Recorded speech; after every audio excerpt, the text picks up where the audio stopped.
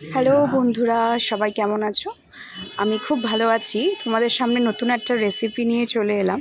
সেটা হচ্ছে বাঙালির ছানার ডালনা। এটা একটা নিরামিষ রেসিপি, আর খেতে ভীষণ সুস্বাদু হয়, ভীষণই ভালো লাগে। প্রথমত ছানাটাকে আমি ছানা কেটে আমি দুধটাকে কেটে ছানা কেটে রেখেছিলাম, এবং সেটাকে আমি একটা রুমালের মধ্যে করে নিয়ে জলটাকে ভালো করে ঝরিয়ে সেটাকে আমি প্রথমে শুরু করলাম, সেটাকে মাখতে শুরু করলাম। প্রথমত ভালো করে হাত দিয়ে ওটাকে ভালো করে আরও ভালো করে মাখতে হবে, এবং তারপরে আস্তে আস্তে সেটা যখন আস্তে আস্তে একটু একটু তেল ছাড়বে, তখন তার মধ্যে আমি দিয়ে দেব বেসন। বেসন এখন অনেকেই অনেক রকম কিছু দিতে পারে, যেমন ময়দা আছে, কর্নফ্লাওয়ার আছে, বেসন আছে, অনেক কিছুই আছে। তো আমি বেসন দিয়েই করেছিলাম আজকে। বেসন দিয়ে ওটাতে ভালো অল্প একটু, মানে 1 চামচের মতন বেসন আর অল্প একটুখানি নুন, এটা দিয়ে আমি ওটাকে আরও ভালো করে রাবিং করে করে করে করে ওটাকে আমি ভালো করে ম্যাশড করলাম। ম্যাশড করার পরে দেন আমি সেটাকে প্রসেস করব। তো এখনও পর্যন্ত আমি এটাকে ভালো করে ম্যাশ করছি, যাতে সেটা ভালো করে মিশে যায়। আর তারপরে গোল গোল গোল গোল করে সেটা বল বল করে আমি সেটা একটা আকার দেব। এখন কেউ সেটা গোলভাবে মানে গোল করেও করে, সেটা আবার কেউ মানে ত্রিভুজ আকার করেও সেটা করে। এবার আমি ওটাকে একটা মানে চৌকো টাইপের একটা শেপ দিয়েছি। যার যেটা যেরকম ভালো লাগে সে সেরকমভাবে ওটাকে শেপ দিতে পারে।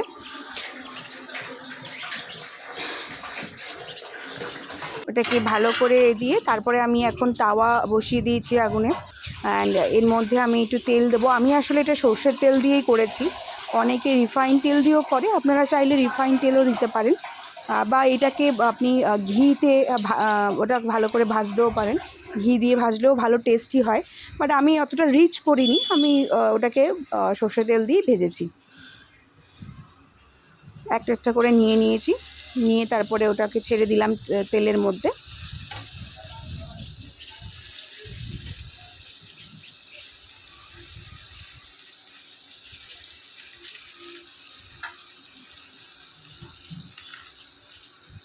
তারপরে উল্টে পাল্টে আস্তে আস্তে সেটাকে ভাজছি।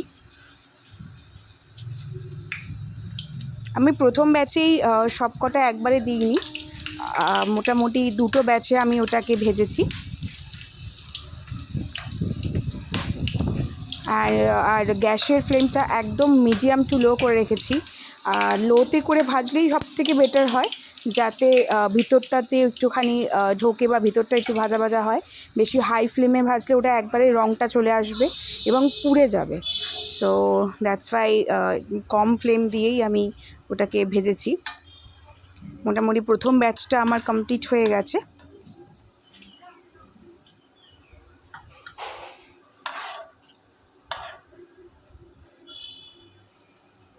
ভালো রং হয়েছে, মানে ঠিক পান্তুয়ার যেরকম রং হয় সেরকমই কালার হয়েছে।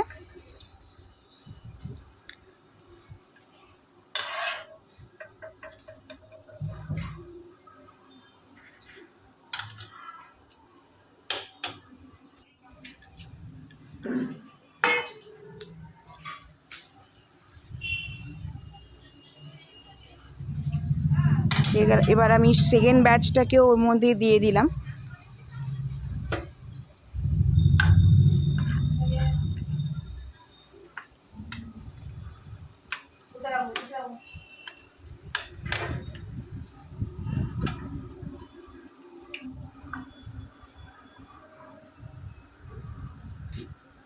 এবার আমি পাশে আর একটা উনুনে আমি গরম জল ফুটিয়ে নিয়েছিলাম, যার মধ্যে আমি একটু নুন দিয়ে গরম জলটা ফুটিয়ে নিয়েছি।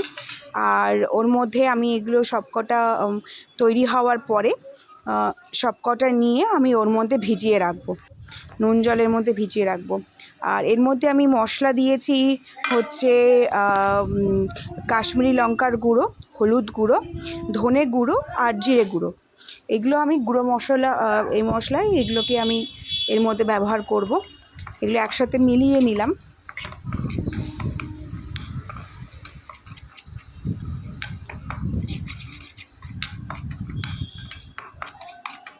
ভালো করে মিলিয়ে নিচ্ছি যাতে মশলাগুলো ভালোভাবে মিলে যায়।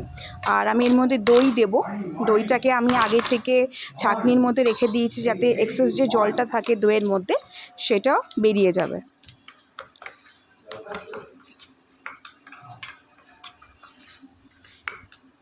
আসলে এর মধ্যে দইয়ের যে এক্সেস জলটা সেটা বের করলেও হয়, না বের করলেও হয়। প্রথমত সেটা একটু বের করে নিলেই আমার মনে হয় ভালো হয়েছে, সেই জন্য আমি এটাকে বের করে নিয়েছি। তারপর ওটাকে ভালো করে ফেটিয়ে নিয়েছি। এদিকে আমি একটা টমেটো কুচি দিয়েছি, পুরো টমেটোটাকে পেস্ট করে নিয়েছিলাম।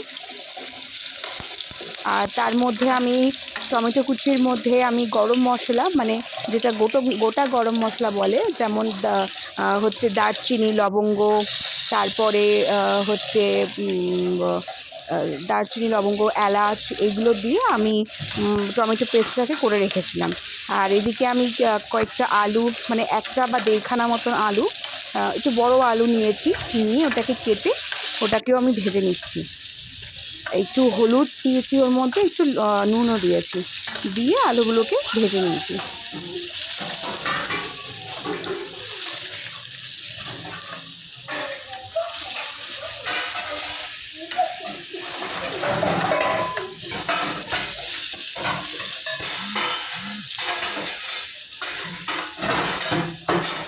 মোটামুটি উল্টে পাল্টে আলুগুলোকে ভেজে নিয়েছি।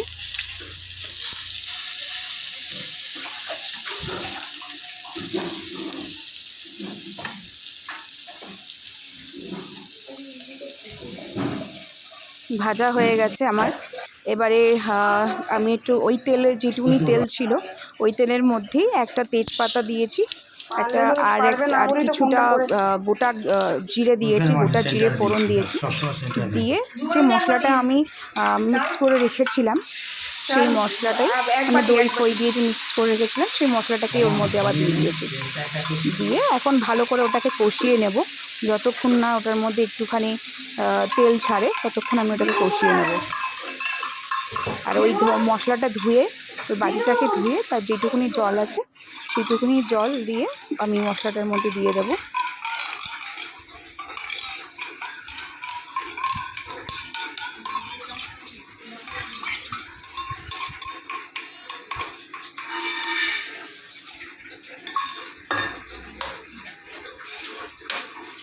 এখন এটাকে ভালো করে একটু কষাবো। কষানো হয়ে গেছে।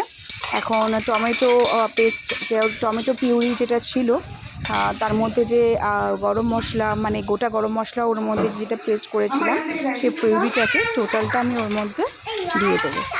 একটু জল দিলাম, জল দিয়ে ধোয়া জল যেটা সেটাকে দিয়ে দিলাম, দিয়ে ওর মধ্যে আমি এখন এটাকেও কষাবো। আসলে এই রান্নার মধ্যে অনেকে আদা দেয়। আসলে আমার আমার ঘরে আদা ছিল না, আদাটা শেষ হয়ে গেছিলো, সে কারণে আমি দিইনি। আর আমি একটু হিংও এর মধ্যে ইউজ করেছি। আসলে হিংটা আগে দিয়ে দিয়েছিলাম, যেটা আমি ক্লিপ নিতে ভুলে গেছি, সেজন্য আপনাদের ভয়েস ওভারে বলে দিলাম। এখন জল দিয়ে ওটাকে আমি ফুটতে দেব। কষানো হয়ে গেছে, জল দিয়ে ফুটতে দেব। তার মধ্যে আলুগুলোকেও ছেড়ে দিয়েছি যাতে আলুগুলোও সেদ্ধ হয়ে যায়।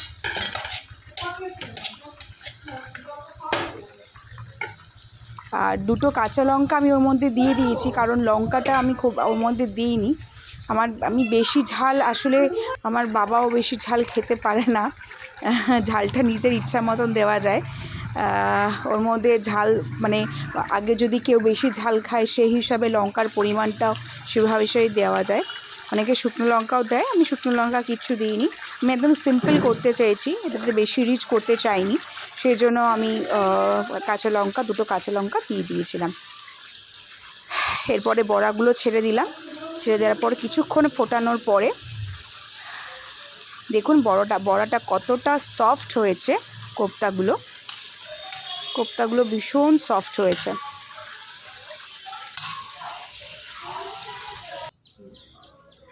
কমপ্লিট হয়ে গেল এবার রান্নাটা আমার। ভীষণই সিম্পল একটা রান্না। নিরামিষের দিনকে তো এই রান্নাটা ভীষণই ভালো লাগে। গরম গরম ভাতের সাথে খুবই ভালো লেগেছে। আসলে আমি ভয়েস ওভারটা যখন করেছি তখন অলরেডি আমার খাওয়া কমপ্লিট হয়ে গেছে। তো আপনারাও এরকমভাবে রান্না করার চেষ্টা করবেন, এরকমভাবে করবেন রেসিপিটা। যদি ভালো লাগে তাহলে